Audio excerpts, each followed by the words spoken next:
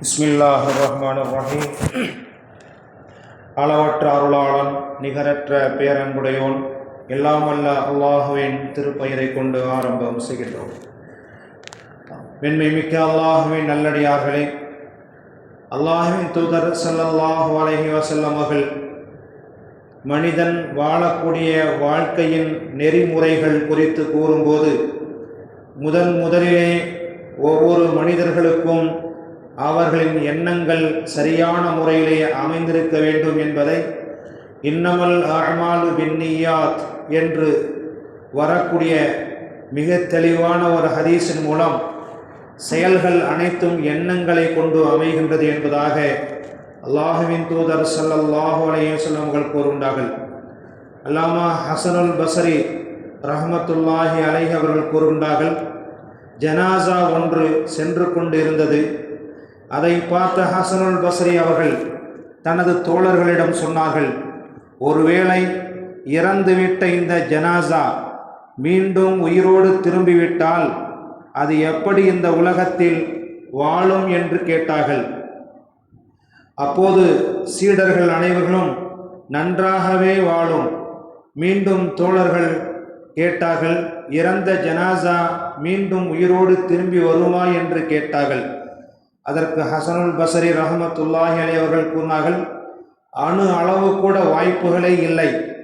இறந்துவிட்ட ஜனாசா திரும்பி வருவதற்குரிய வாய்ப்பு அணு அளவு கூட இல்லை என்று சொல்லிவிட்டு, அந்த வாய்ப்பை இப்போது நாம் பெற்றிருக்கிறோம், எனவே கிடைத்த இந்த வாய்ப்பை நாம் நன்றாக பயன்படுத்தி கொள்ள வேண்டும் என்று கூறினார்கள்.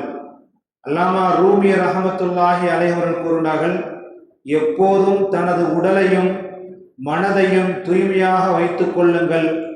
ஏனென்றால் எப்போது வேண்டுமானாலும் நம்மை படைத்த ரப்பு நம்மை அழைத்து கொள்வான் என்று அல்லாமா ரூமி ரஹ்மத்துல்லாஹி அலைஹி அவர்கள் கூறுகின்றார்கள்.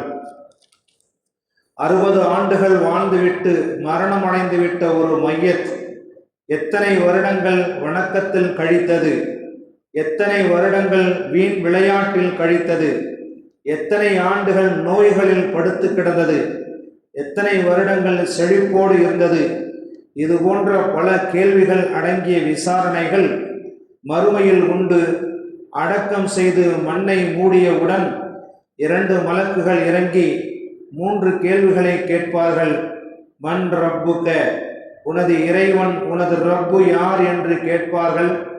வமா தீனுக, உன்னுடைய மார்க்கம் எது என்று கேட்பார்கள். வமன் நபியுக, உனது நபி யார் என்று கேட்பார்கள். இவைகளை கொண்டு, இந்த 3 செய்திகளை கொண்டு விசாரணை தொடங்கப்படும். வம்தாசுல் யௌம அய்யுஹல் முஜ்ரிமூன், பாவிகளே இன்று தனியாக வேறு இடத்தில் ஒதுங்கி நில்லுங்கள் என்றும் சொல்லப்படுமா? அல்லது முத்தகீன்களே மரணம் இல்லாத வாழும் இடமான சொர்க்கத்தில் நுழைந்து கொள்ளுங்கள் என்று சொல்லப்படுமா? அது ஒவ்வொரு முஸ்லிமின் செயல்களை பொறுத்து அமைகின்றன.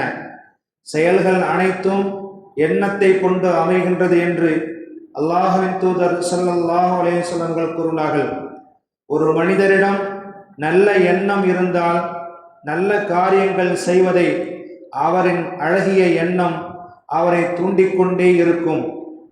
ஒருவரிடம் நல்ல எண்ணம் இல்லை என்றால் அவரின் கெட்ட எண்ணத்தால் அவரால் எந்த வெற்றியும் பார்க்க முடியாது.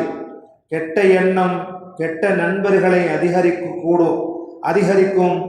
கூடாத நட்பு கேடுகளில்தான் முடியும் என்பது நாம் எல்லோரும் அறிந்த கசப்பான உண்மையாகும். எனவே இது போன்ற குறுகிய எண்ணத்தோடு அல்லது கெட்ட எண்ணத்தோடு வாழக்கூடிய வாழ்க்கையை நாம் விலகி கொள்ள வேண்டும். இது குறித்து அல்லாஹ்வின் தூதர் ஸல்லல்லாஹு அலைஹி வஸல்லம் அல்லாஹ்விடம் கையேந்தி பிரார்த்தனை செய்திருக்கின்றார்கள். அல்லாஹும்ம தஹிர் குலூபனா அனின் நிஃபாக், இறைவா நயவஞ்சகம் என்ற தன்மையை விட்டும் எனது இதயத்தை காப்பாற்றுவாயாக. வ அஅமாலனா மினர் ரியா, எனது அமல்களை முகஸ்துதி என்ற பெருமையை விட்டும் பாதுகாத்திடுவாயாக. வ அல்சினத்னா மினல் கிதுப், இறைவா எனது நாவை பொய் பேசுவதை விட்டும் பாதுகாத்திடுவாயாக என்று அல்லாஹுவின் தூதர் ஸல்லல்லாஹு அலைஹி வஸல்லம் அவர்கள் அல்லாஹ்விடத்திலே பிரார்த்தனை செய்திருக்கின்றார்கள். இது போன்ற பிரார்த்தனைகளை செய்து கெட்ட எண்ணங்கள் எண்ணுவதை விட்டும், முகஸ்துதிக்காக அமல்கள் செய்வதை விட்டும், பொய் பேசுவதை விட்டும் நமது நாவையும் பாதுகாக்கக்கூடிய உதவியை அல்லாஹ் நம் எல்லோருக்கும் தந்து நல்ல வார்த்தைகளை பேசக்கூடிய நன்மக்களாகவும், அல்லாஹுக்காக வேண்டி மட்டும் என்ற இஹ்லாஸ் என்ற எண்ணத்தோடு செய்யக்கூடிய அமல்கள் செய்யக்கூடிய பாக்கியத்தையும் அல்லாஹ் நம் எல்லோருக்கும் தந்தருள்வானாக. சுப்ஹானல்லாஹி பிஹம்திஹி சுப்ஹானக்கல்லாஹும்ம வ பிஹம்திக அஷ்ஹது அன் லா இலாஹா இல்லா அன்த அஸ்தக்ஃபிருக வ அத்தூபு இலைக். சுப்ஹான ரப்பிக ரப்பில் இஸ்ஸத்தி அம்மா யசிஃபூன். வஸ்ஸலாமுன் அலல் முர்ஸலீன் வல்ஹம்துலில்லாஹி ரப்பில் ஆலமீன்.